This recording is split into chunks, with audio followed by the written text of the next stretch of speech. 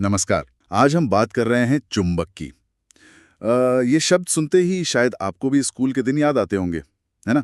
या फ्रिज पर चिपके वो मैग्नेट।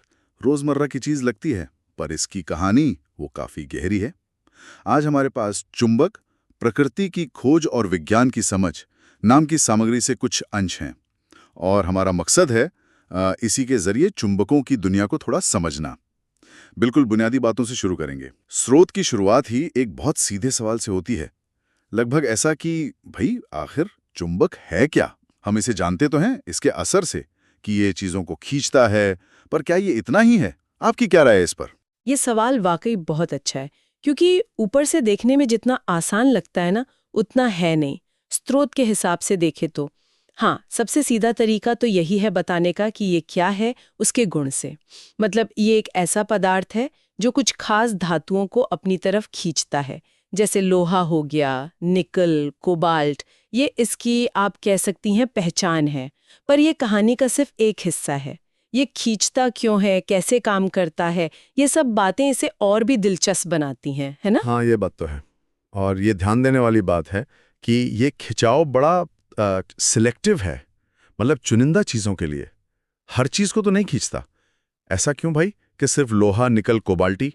क्या स्रोत इस क्यों के बारे में कुछ बताता है? स्रोत सीधे सीधे इसके आणविक स्तर पर या क्वांटम लेवल पर क्यों होता है उसमें ज़्यादा नहीं जाता।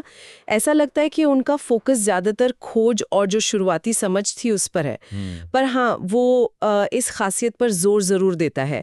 ये बताया गया है कि ये गुण पदार्थ के अंदरूनी बनावट से जुड़ा है, कुछ ऐसा जो इन धातुओं में है औरों में नहीं। पुराने जमाने में तो ये क्यों एक पहेली जैसा था। लोग बस देखते थे कि हाँ भाई, ये पत्थर लोहे को खींच रहा है, लकड़ी को नहीं खींच रहा, सोने को नहीं।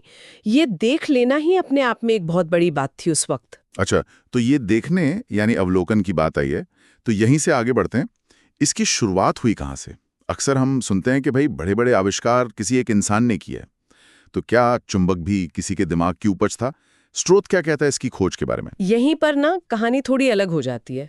स्रोत साफ कहता है कि चुंबक का कोई एक आविष्कारक नहीं है।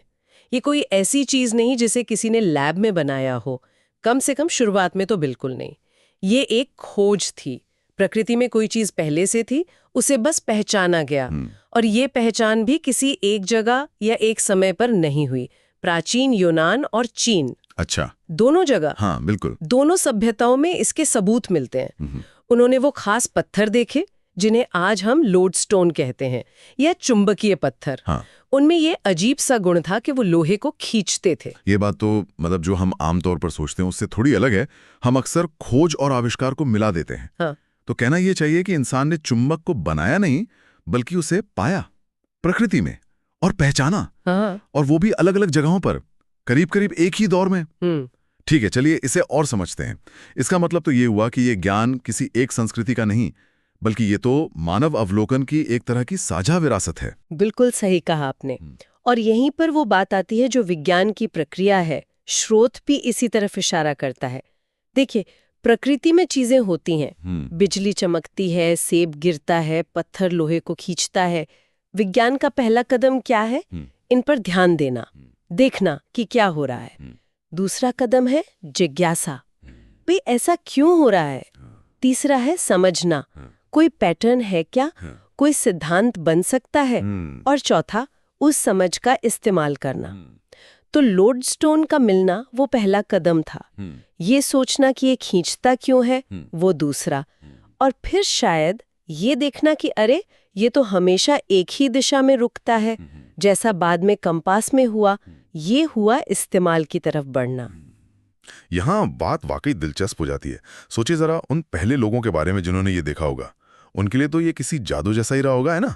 एक पत्थर जो हिलता भी नहीं, वो दूसरे पत्थर को, मतलब लोहे को, खींच ले।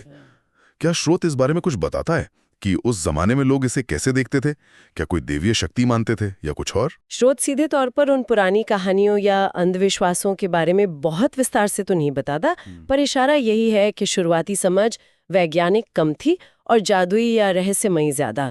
जाहिर है, जब आप किसी चीज का कारण नहीं जानते तो उसे कुछ अलौकिक मान लेना आसान होता है। ये सोचना कि शायद उस पत्थर में कोई आत्मा है या कोई अनदेखी ताकत काम कर रही है, ये उस समय के हिसाब से लॉजिकल भी लगता था। वैज्ञानिक समझ तो बहुत बाद में आई, जब लोगों ने तरीके से प्रयोग करने शुरू किए, सिद्धांत बनाने शुरू किए। यहाँ पर जो आकर्षक बात है ना, वो ये है कि इन शुरुआती अवलोकनों का महत्व सिर्फ इतिहास के लिए नहीं है। ये दिखाता है कि विज्ञान की नींव कितनी सीधी सादी चीजों पर टिकी है, ध्यान से देखना और सवाल पूछना।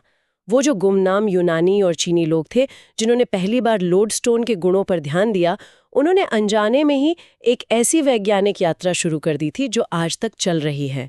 स्रोत हमें यही याद दिलाता है कि हर जटिल तकनीक की जड़ में अक्सर एक बहुत ही सरल सा अवलोकन होता है। तो इसका मतलब ये हुआ कि आज जो हम अपने स्मार्टफोन में छोटे छोटे सेंसर्स देखते हैं या बड़ी बड़ी फैक्ट्रियों में मोटरें चलती हैं, यहाँ तक कि वो जो MRI मशीनें होती हैं अस्पतालों में जिनमें बड़े बड़े चुंबक होते हैं, इन सब की कहानी कहीं ना कहीं उन पहले लोडस्टोन से ही जुड़ी है। अरे वाह, ये तो कमाल की यात्रा है। क्या स्रोत इस यात्रा के कुछ पड़ावों का जिक्र करता है कि ये समझ बढ़ी कैसे? स्रोत का जो मुख्य ध्यान है वो तो शुरुआती खोज और परिभाषा पर ही है, लेकिन हाँ, वो उस नींव की तरफ इशारा जरूर करता है जिस पर बाद का ज्ञान खड़ा हुआ। वो ये बताता है कि एक बार जब ये खिंचाव वाला गुण पहचान लिया गया तो फिर सवाल उठने लगे, क्या सारे लोडस्टोन एक जैसे हैं? क्या ये ताकत कम ज्यादा हो सकती है? इसे खत्म किया जा सकता है क्या, या इसे बनाया जा सकता है? इन्हीं सवालों के जवाब ढूंढते ढूंढते ही धीरे धीरे चुंबकत्व की जो वैज्ञानिक समझ है वो विकसित हुई।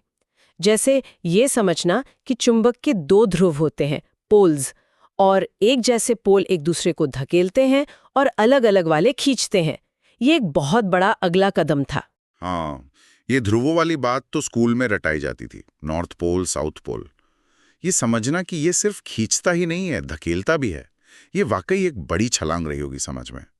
इसने शायद इसे सिर्फ एक खिंचाव से ज्यादा एक बल या फोर्स के रूप में देखने में मदद की होगी, जिसके अपने नियम कायदे हैं। बिल्कुल, और यहीं से प्रयोगों का महत्व और बढ़ जाता है। जो विलियम गिलबर्ट जैसे वैज्ञानिकों ने काम शुरू किया 16वीं शताब्दी में, उन्होंने बाकायदा अध्ययन किया, सिर्फ लोडस्टोन का नहीं बल्कि लोहे को रगड़कर नकली चुंबक कैसे बनाएं इसका भी। उन्होंने तो यहाँ तक कहा कि पृथ्वी खुद एक बहुत बड़ा चुंबक है। ये वही प्रक्रिया थी, अवलोकन से सिद्धांत बनाना और फिर प्रयोग से उसे पक्का करना। स्रोत इसी बात पर जोर देता है कि कैसे प्राचीन खोजों ने इस ऐतिहासिक प्रगति की नींव रखी। ऐसा नहीं था कि किसी ने एक दिन अचानक सब कुछ समझ लिया, नहीं, ये पीढ़ी दर पीढ़ी जुड़ता गया ज्ञान था। ये जानकर सुकून मिलता है कि विज्ञान ऐसे ही आगे बढ़ता है, एक ईंट पर दूसरी ईंट रखते हुए। पुरानी खोजें बेकार नहीं होती, बल्कि वो आने वाली खोजों के लिए जमीन तैयार करती हैं। तो जो प्राचीन यूनानियों ने देखा वो गिलबर्ट के काम आया, और गिलबर्ट का काम शायद आगे फैराडे और मैक्सवेल जैसे लोगों के काम आया, जिन्होंने बिजली और चुंबकत्व को जोड़ा। ये तो एक पूरी चेन है। एकदम सही। और अगर हम इसे बड़ी तस्वीर में देखें ना, तो ये हमें सिखाता है कि ज्ञान कैसे विकसित होता है। ये अक्सर सीधा सीधा नहीं चलता, इसमें कई सभ्यताओं का योगदान होता है, कई बार गलतियां होती हैं, पुरानी धारणाएं टूटती हैं और फिर नई समझ बनती है। चुंबक की कहानी इसका बेहतरीन उदाहरण है। एक प्राकृतिक घटना जिसे पहले रहस्य माना गया, फिर धीरे धीरे समझा गया और आखिरकार इंसानों के लिए अनगिनत तरीकों से उपयोगी बनाया गया। तो चलिए समेटते हैं। अब तक हमने इस स्रोत के आधार पर क्या मुख्य बातें समझी हैं? पहली, चुंबक वो चीज है जो लोहा, निकल, कोबाल्ट जैसी धातुओं को खींचता है। ठीक। दूसरी, ये कोई आज का आविष्कार नहीं है, बल्कि प्राचीन यूनान और चीन में मिले लोडस्टोन नाम के कुदरती पत्थरों से इसकी कहानी शुरू होती है। तीसरी, इसका क्रेडिट किसी एक इंसान को नहीं जाता, ये अलग अलग सभ्यताओं द्वारा प्रकृति को ध्यान से देखने का नतीजा है।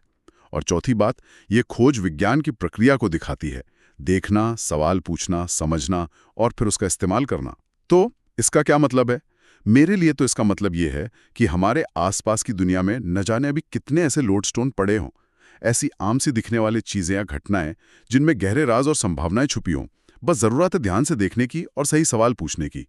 विज्ञान सिर्फ बड़ी बड़ी लैब में नहीं होता, वो हमारे रोज के अनुभवों में भी है। और ये हमें विनम्र भी बनाता है, नहीं? ये याद दिलाता है कि आज हम जिस तकनीक का, जिस ज्ञान का इस्तेमाल कर रहे हैं, वो हजारों सालों की इंसानी जिज्ञासा और मेहनत का नतीजा है। उन प्राचीन लोगों ने अगर वो पत्थर देखकर अनदेखा कर दिया होता तो शायद कंपास ना बनता, समुद्री यात्राएं कितनी मुश्किल होती, शायद बिजली की मोटरें और जनरेटर कुछ और तरह के होते या बहुत बाद में बनते। ये दिखाता है कि जो बुनियादी विज्ञान है, यानी सिर्फ प्रकृति को समझने की कोशिश, वो कितना जरूरी है, भले ही उसका फौरन कोई प्रैक्टिकल इस्तेमाल नजर ना आए। स्रोत के आखिर में ये इशारा है कि चुंबकों के और भी गुण हैं, जैसे ध्रुव, चुंबकीय क्षेत्र और उनके आज के इस्तेमाल। इस पर आगे और बात हो सकती है, हालांकि उसका ब्यौरा अभी हमारे पास नहीं है, लेकिन ये हमें एक सोचने लायक सवाल जरूर दे जाता है। उस पहले लोडस्टोन से, जिसे शायद किसी गडरिये ने यूं ही ठोकर मारकर खोजा होगा, से लेकर आज के सुपर कंडक्टिंग मैग्नेट्स तक, जो पार्टिकल एक्सेलरेटर जैसी जगहों में इस्तेमाल होते हैं। इस अविश्वसनीय सफर में विज्ञान ने कैसे कैसे कदम बढ़ाए होंगे, कैसे हमने प्रकृति के इस बल को सिर्फ समझा ही नहीं, बल्कि उसे काबू करना और अपनी मर्जी से इस्तेमाल करना सीखा। ये यात्रा अपने आप में इंसान की बुद्धि और जिज्ञासा की एक शानदार कहानी है। इस पर सोचना वाकई में प्रेरणा देता है।